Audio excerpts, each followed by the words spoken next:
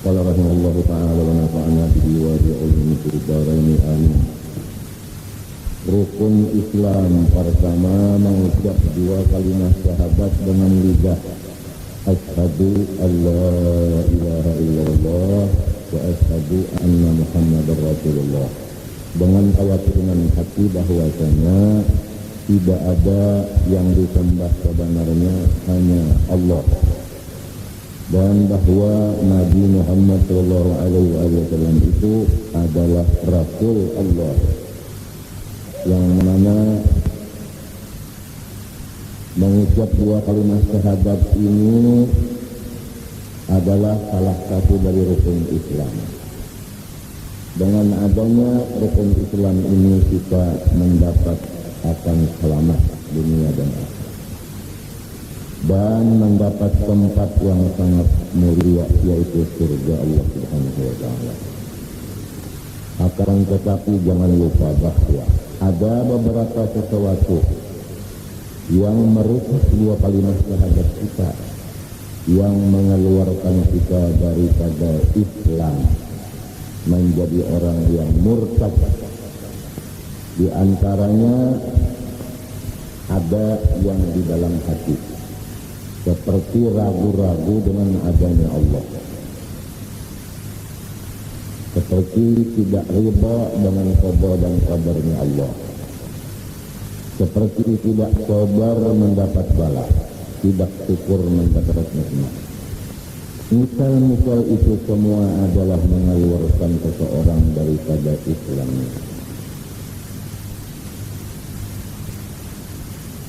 Ada yang di perkataan mengeluarkan seorang muslim dari Islam menjadi murtad di kata-kata, seperti perkataan yang menghina akan syariat Islam, kata-kata yang menghina akan ulama, kata-kata menghina akan tempat-tempat agama seperti masjid, kata-kata yang menghina akan kitab-kitab agama, kata-kata yang menghina akan sunnah-sunnah Nabi, seperti orang punya kuku panjang, maka dibilang oleh temannya, potong kukumu karena hukumnya itu sunat. Dijawab oleh seseorang itu, saya tidak akan memotong kuku saya walaupun sunat. Kalau hatinya menghinakan kepada sunat, maka dia sudah keluar dari Islam, menjadi murtad.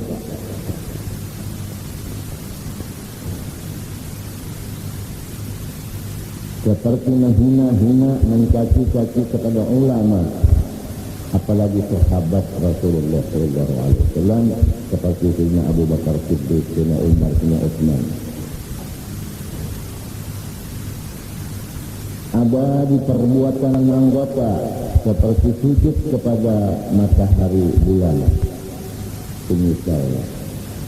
Maka kepada kita wajib menuntut ilmu yang mengeluarkan kita dari kalimat syahadat kita, supaya kita dapat menjauhi benda-benda yang demikian itu. Oleh sebab demikian, banyaklah orang-orang yang waktu akhir umurnya tidak bisa membaca syahadat dua kalimat, karena dia sudah dicopot Islamnya dengan kata-katanya umpama, atau dengan hatinya umpama, atau dengan seluruh anggotanya.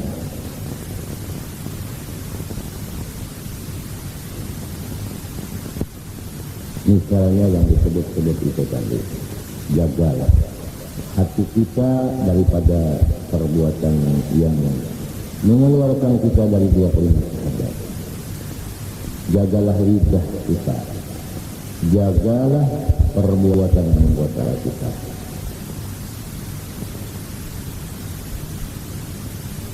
Yang kedua, sembahyang 5 waktu.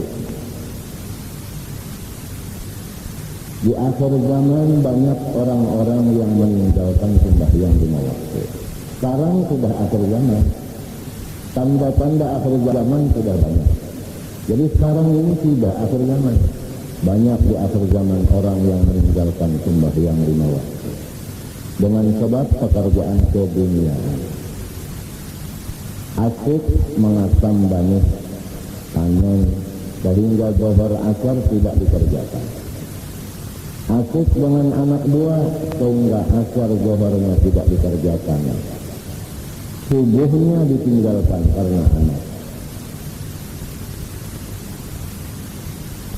Sibuk dengan pekerjaan-pekerjaan duniawiyah ini sehingga meninggalkan kewajiban-kewajiban seperti salat. Oleh sebab itu kita jagalah. Jangan sampai kita termasuk orang yang meninggalkan salat 5 waktu.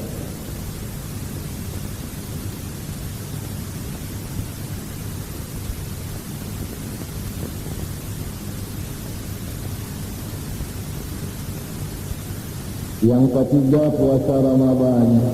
Juga di akhir zaman banyak orang yang meninggalkan puasa Ramadan karena macam-macam alasannya. Padahal dia masih mampu melaksanakan puasa Ramadan, tapi tidak mengerjakan puasa Ramadan. Keempat, memberi zakat. Juga di akhir zaman banyak orang yang tidak mengeluarkan zakat. Sedangkan zakat ini adalah satu rukun daripada Islam. Hikmahnya, pertama untuk membersihkan dirinya dari kekotoran setahun dan membersihkan hartanya dari kekotoran-kekotoran, dan membuka pintu rezeki, menambah-nambah rezeki yang ada, dan mempererat hubungan antara sesama makhluk manusia, antara fakir miskin dan lainnya dengan si kaya yang mengeluarkan zakat.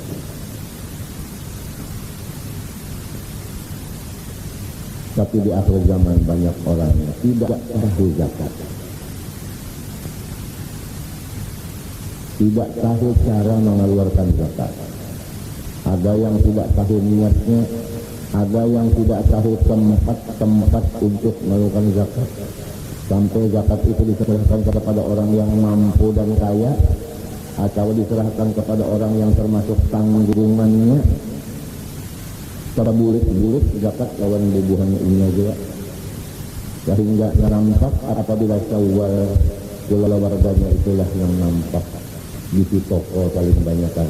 Karena dari pulanya pemberi yang memberi zakat kepada pulanya itu, padahal pula yang dibayar itu sudah mampu, bahkan dia berzakat pula. Hadirin sendiri banyak di akhir zaman.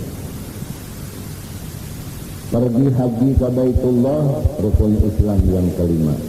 Ini cuma seumur hidup sekali, dengan beberapa syarat, di antaranya secara global adalah istita'ah kuat, aman, mayu, cukup.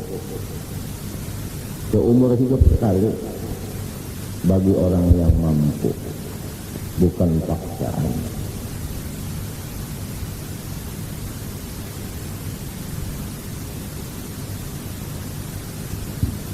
Sebelum ia mati, masih dituntut berhaji 1 kali 1 kali seumur hidup.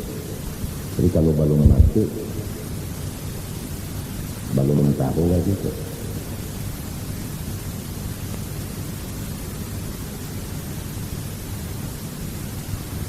Hikmahnya haji diantaranya adalah untuk masuk surga.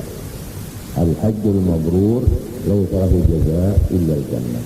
Haji yang diterima tidak ada balasan kecuali surga. Seumur hidup cuma 1 kali.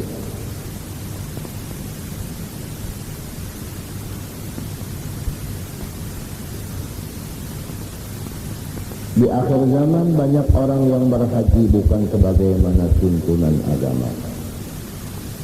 Kadang-kadang tawafnya lepas, sa'inya lepas, melontarnya lepas, bermalam di Mina, luar dari kota Mina,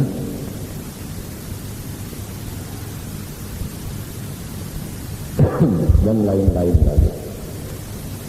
Oleh sebab itu kepada kita wajib menuntut perkara-perkara itu. Pertama, menuntut masalah 2 kalimat syahadat. Bacaannya bagus. Alif, sin, ha besar. Dal, alif, nun masuk kepada lam, la-nya panjang, ilanya panjang sedikit, ha-nya ha besar, illallah. Kemudian waw, alif bukan ain, sin besar, ha besar, dal, lalu Muhammad hanya kecil, Rasulullah sinnya kecil. Bacaannya harus pas. Setelah pas bacaannya, lalu mengaji apa Allah itu, apa sifatnya, dikaji. Di akhir zaman banyak orang yang cuma mengatakan asyhadu an la ilaha illallah, asyhadu anna Muhammadar Rasulullah, tapi tidak disambung dengan ilmunya, tidak mengenal wujud ibam bapa mukhalafah dan seterusnya. Hanya yang masuk di otaknya adalah keduniaan semata-mata. Setelah dia baca syahadat 2 kalimat, tidak menuntut ilmu lagi. Bukan wujud ibam bapa mukhalafah yang dikaji, tetapi yang lain yang dikaji, yang dituntut, yang diajarkan.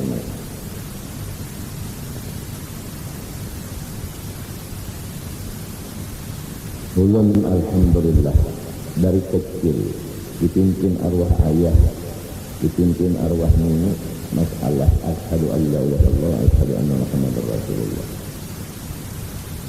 Tidak ada yang dibicarakan ayah di telinga kita, hanya masalah itu dari kecil.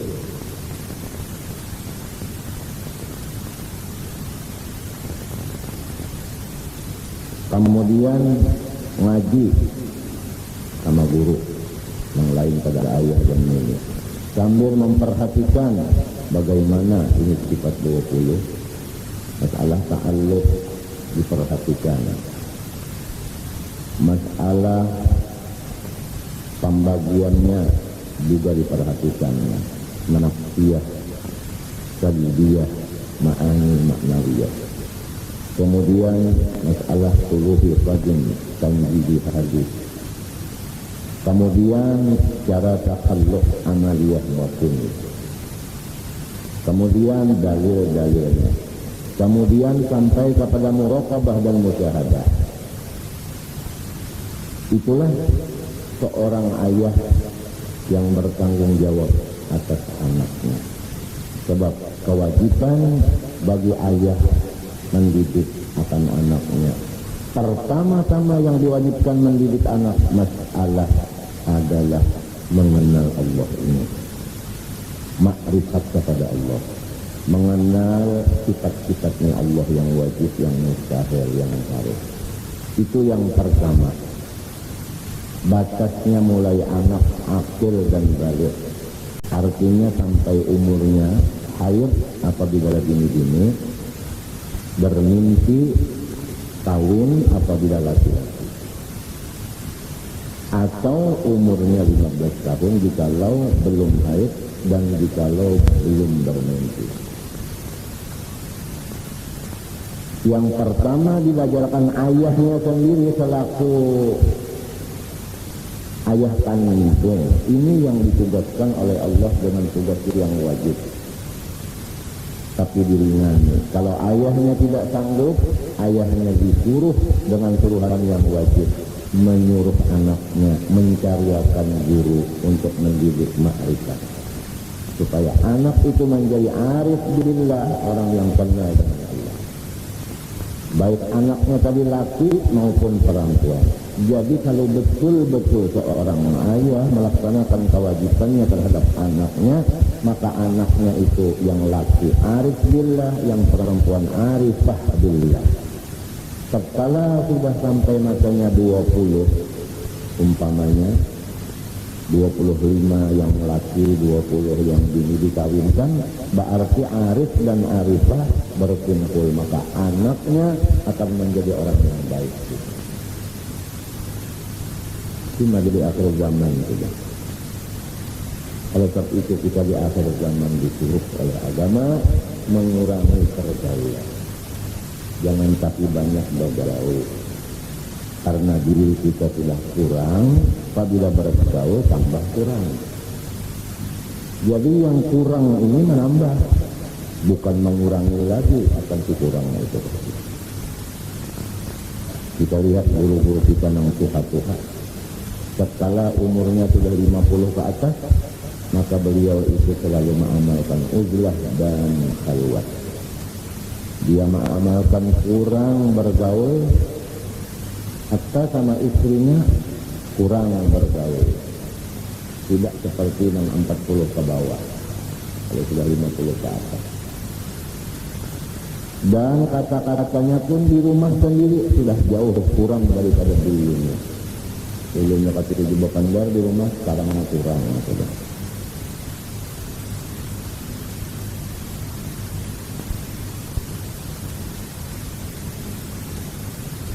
Makan pun demikian, guru-guru kita yang tua itu kalau sudah 50 ke atas tidak memikirkan sebagaimana yang 40 ke bawah.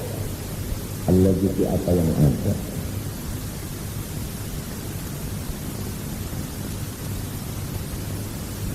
Sampai kepada kitab-kitab yang dibaca pun lain pada waktu yang 40 ke bawah. Senangnya kepada masalah ketuhanan, tauhid yang dimempelajari. Senangnya kepada tasawuf, adab-adab kebersihan hati. Senangnya menakut wali-wali. Dengan harapan supaya cinta kepada aulia, supaya terkumpul dengan aulia itu nanti dalam surga. Itulah guru-guru kita yang Tuhan